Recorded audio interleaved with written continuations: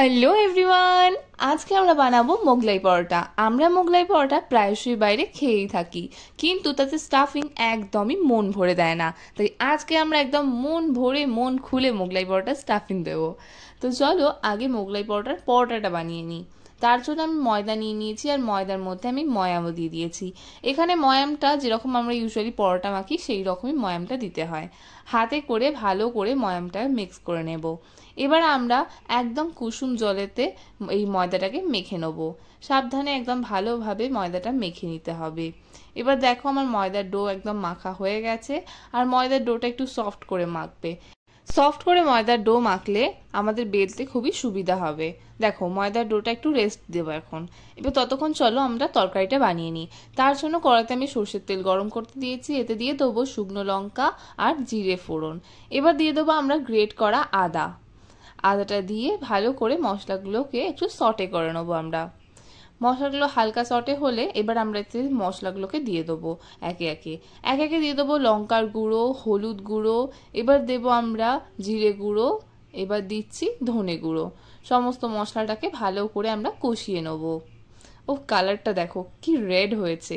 এবার আমরা আলুগুলোকে দিয়ে দিচ্ছি। আলুগুলো আমি আগে থেকে নুন হলুদ দিয়ে সেদ্ধ করেছিলাম, কিন্তু এর মধ্যে দিয়ে সমস্তটাকে ভালো করে একদম আমি ফুটিয়ে নেবো। আর ফুটিয়ে কিন্তু একদম আলুগুলোকে দেখো এরকম শুকনো শুকনো করে নেবো, বিকজ মোগলাই পরোটা তরকারি কিন্তু একদমই শুকনো হয়। এবার আমি চলো চিকেন নিয়ে নিয়েছি, আর আমি একদম কিন্তু বোনলেস চিকেন নিয়েছি। এখানে চিকেনটাকে আমি ভালো করে চপার দিয়ে কিমা করে নিচ্ছি। এবার চিকেনটাকে ভালো করে এরকম চপারে করে কিমা করে আমি সরিয়ে রাখবো। এবার কড়াতে দিয়ে দিচ্ছি সাদা তেল গরম করে আমি এর মধ্যে পেঁয়াজ দিয়ে দেবো। পেঁয়াজগুলোকে হালকা একটু সটে করে নেবো। এবার এর মধ্যে আমি দিয়ে দেবো আদা রসুনের পেস্ট। এবার আদা রসুনটাকে আমাদেরকে ভালো করে একদম কষিয়ে নিতে হবে। আমি সমস্তটাকে খুন্তি দিয়ে ভালো করে মিক্স করে নিচ্ছি। মিক্স করে আমি একদম লো ফ্লেমে কিন্তু এগুলোকে কষিয়ে নেবো। এবার দিয়ে দেবো লঙ্কার গুঁড়ো, হলুদ গুঁড়ো, ধনে গুঁড়ো, এবার দিয়ে দিচ্ছি জিরে গুঁড়ো, আর দিয়ে দেবো স্বাদ মতো নুন। সমস্তটাকে ভালো করে কষিয়ে নেবো। এবার কষানোর সময় দেখো একটু ড্রাই লাগছে, সেই কারণে কিন্তু আমি একটু জলও এর মধ্যে অ্যাড করেছি। অল্প পরিমাণে জল দিয়ে সমস্ত মশলাটাকে আমি ভালো করে একদম কষিয়ে নিচ্ছি। এবার মশলা কষানো হয়ে গেলে আমি এখানে দিয়ে দেবো টমেটো স্লাইস। টমেটোগুলোকে আমি একদম ছোট ছোট করে কাটিনি, একটু বড় বড়ই রেখেছি। এবার চিকেন কিমাটা দিয়ে দেবো। চিকেন কিমাটা দিয়ে ভালো করে খুন্তি দিয়ে একদম সমস্তটাকে মিক্স করব মশলার সাথে। দেখো কি সুন্দর ঝুড়ো ঝুড়ো মতন হয়ে গেছে।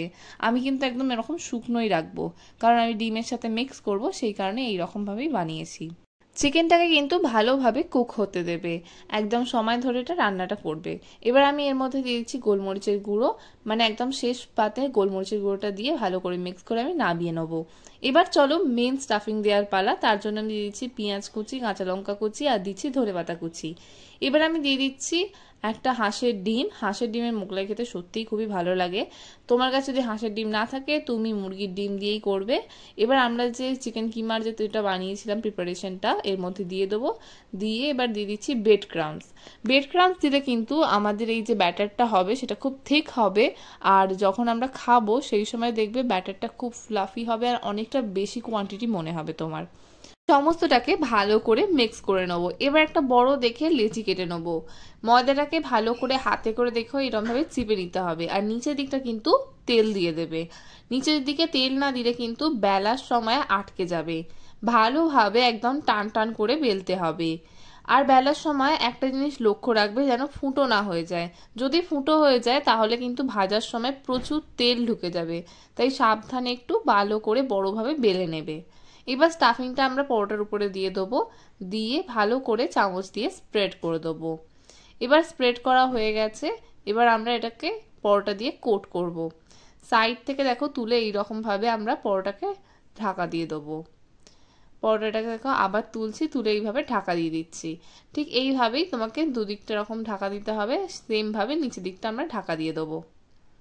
এই দেখো, পারলে ভালো করে হাতে করে একটু চেপে দিও, যাতে পরোটার মধ্যে তেলটা যেন ঢুকে না যায়। এবার আমাদের তেল গরম হয়ে গেছে, আমি ছাঁকা তেলেতে পরোটাটাকে ভালোভাবে ভেজে নেবো। প্রথমে কিন্তু তেলটা গরম করবে আর পরোটা দেওয়ার পর কিন্তু ফ্লেমটা লো করে দেবে। ভালো করে এপিট ওপিট একদম ভেজে নেবে। আর বেশি একদম জোর দিয়ে ভাজলে কিন্তু পরোটার উপরটাই ভাজা হবে, ভেতরে কিন্তু ডিমের স্টাফিংটা কিন্তু কাঁচা কাঁচা থেকে যাবে। সেই জন্য ভালোভাবে একটু সময় ধরে ভেজে নিও এপিট ওপিটটা। আমাদের ভাজা হয়ে গেছে। এবার আমরা খুন্তি দিয়ে দেখো এইভাবে ভেঙে দেবো, যাতে খেতে সুবিধা হয়। অবশ্য কেউ যদি এটা টেস্ট করে তারপর আর তোমাকে কিন্তু ভাঙার সুযোগ দেবে না। আর বাই দ্য ওয়ে, তুমি মোগলাই পরোটা আলুর তরকারি দিয়ে খেতে বেশি ভালোবাসো না সস দিয়ে, সেটা কিন্তু আমায় কমেন্টে নিশ্চয়ই জানিও। আর দেখো আমি এটা ভাঙছি, কি সুন্দর মনে হচ্ছে না কতটা আমরা স্টাফিং দিয়েছি। এটা সত্যি খুবই দুর্দান্ত হয়েছিল। আর তোমার কেমন লাগলো ভিডিওটা কমেন্টে জানিও। তুমি যদি আমাদের ভিডিও ইউটিউবে দেখে থাকো তাহলে আমাদেরকে সাবস্ক্রাইব করে দিও, আর ফেসবুকে দেখলে আমাদেরকে ফলো করে দিও। And don't forget to like, comment and share. ইতি তোমার ফোরন। বাই।